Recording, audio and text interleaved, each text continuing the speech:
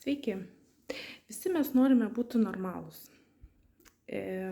Bet kada mes ir kokie žmonės yra normalūs? Tai vat, normalumas nėra absoliutus dalykas, jis priklauso nuo to, kur mes esame, tarp kokių žmonių ir kada. Pavyzdžiui, 1973 metais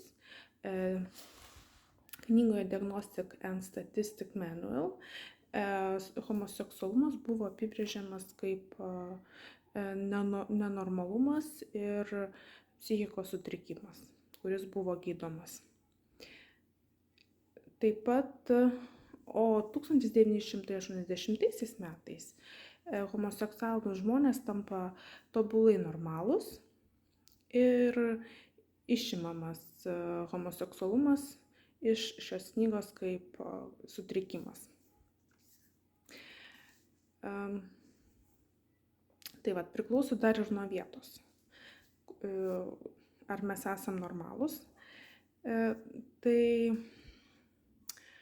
pavyzdžiui, Vokietijoje, nacių Vokietijoje, žmonės, kurie prieštaravo žydų žudynėm arba, sakykime, jų skriaudimui, tai buvo laikomi nenormaliais.